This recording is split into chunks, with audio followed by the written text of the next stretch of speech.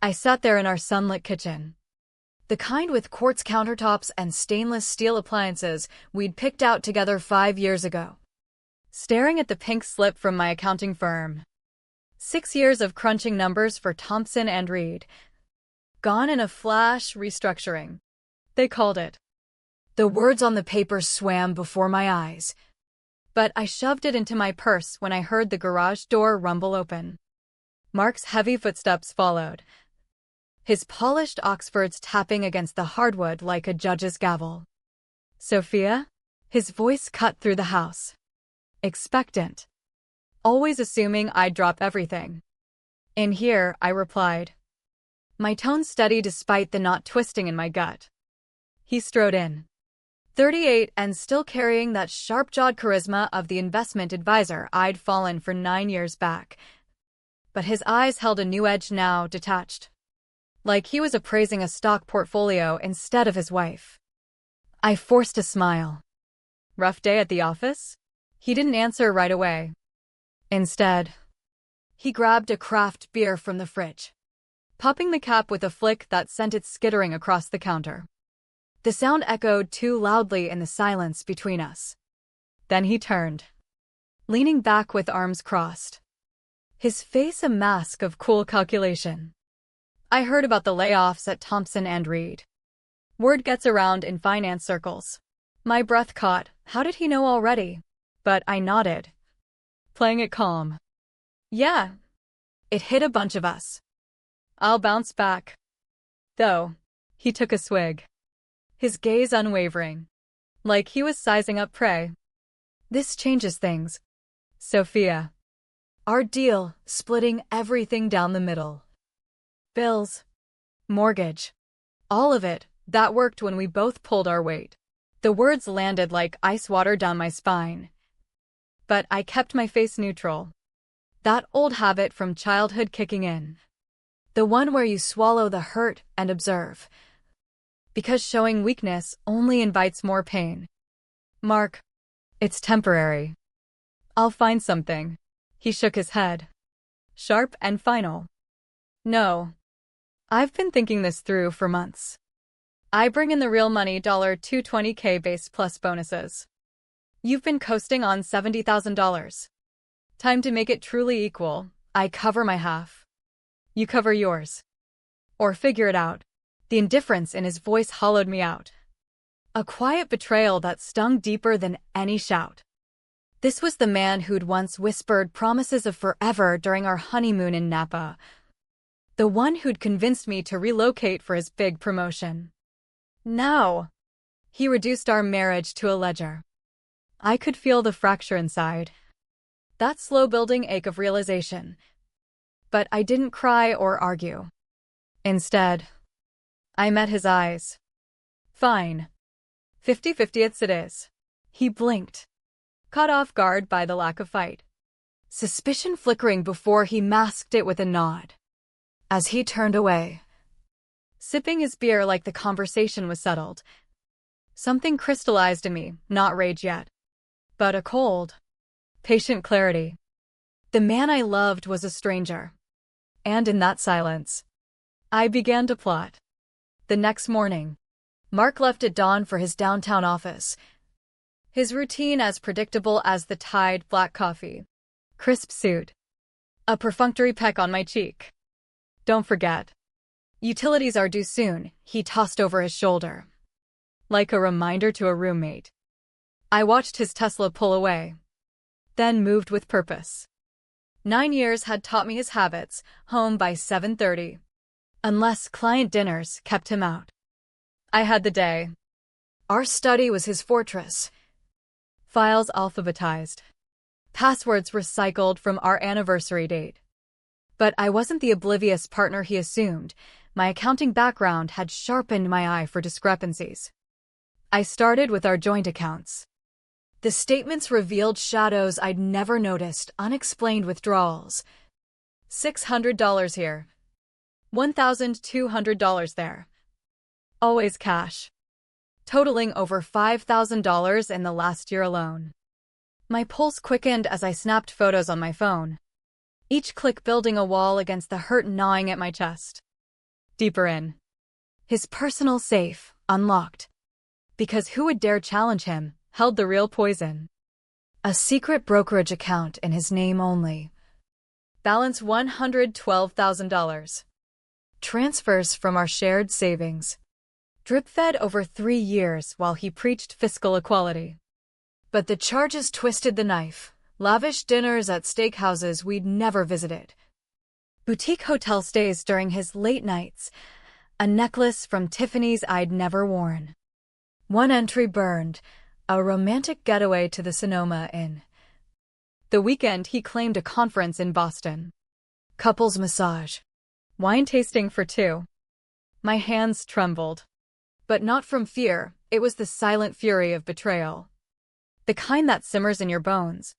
Passed down from generations of women who've learned to endure quietly before striking. I documented it all.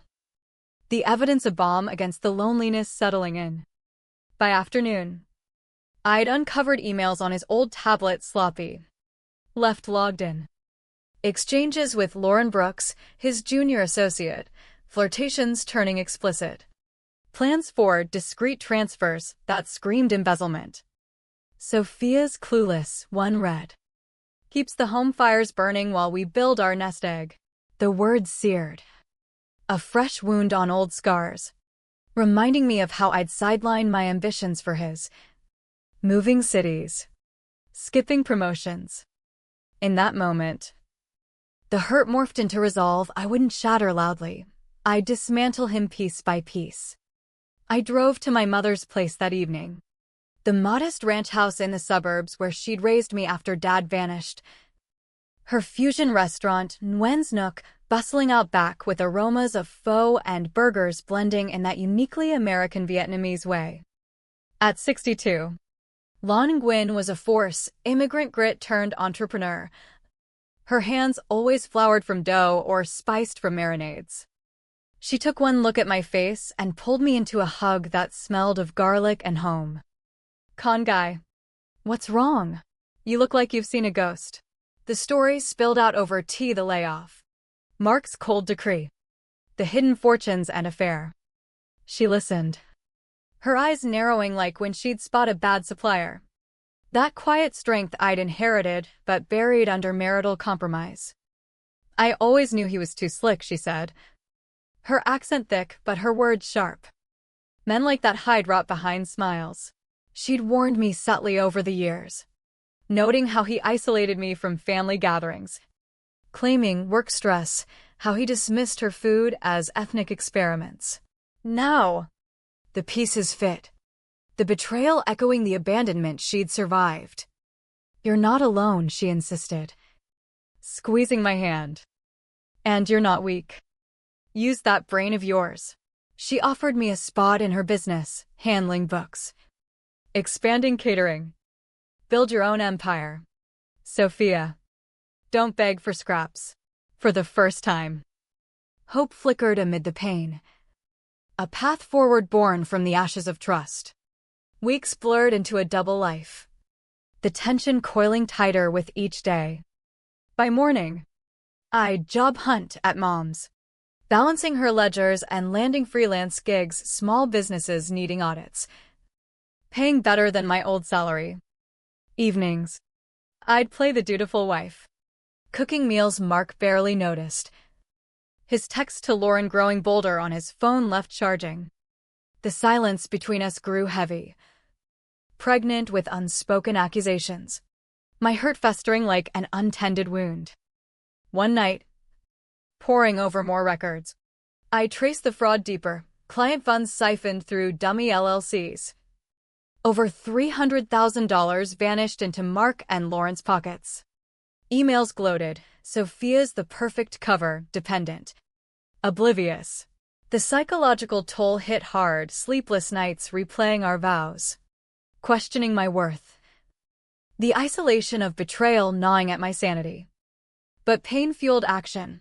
I contacted Detective Sarah Klein, a fraud specialist I'd researched. Meeting her in a nondescript precinct office, I laid out the dossier prints, screenshots, timelines. This could bury him, she said. eyes widening. But it means torching your marriage. I nodded. The cost clear, freedom over facade. We planned covertly. I'd monitor while she built the case. My silence a weapon. The climax built slowly. Drama unfolding in whispers and glances. Mark grew sloppy. Inviting Lauren over for work sessions, their laughter a dagger to my heart. I served wine. Eavesdropping on panic talks of audits closing in funds to offshore havens. Divorce plots to leave me penniless. Sophia's dead weight now, he sneered. The words shattered something final inside. The accumulated trauma erupting in controlled fury. I fed it all decline. Who struck at dawn? Raids. Arrests. Frozen assets. Mark's call from holding came frantic. Sophia. Bail me out, it's a mix-up. I let him plead. Then whispered. I know everything. Mark. The theft. Lauren. Your plans to ruin me. His silence was deafening. The reversal complete. In court. He crumpled, federal charges stacking years. My attorney. A shark in asset recovery. Secured it all, the house. His 401k. Restitution making me whole. The price? My innocence lost. Trust scarred forever. But as I expanded Mom's business into a chain, tending our garden alone, I emerged stronger. The quiet avenger who'd turned betrayal into rebirth. Mark rotted in prison. Learning too late, underestimate a wounded woman. And pay dearly.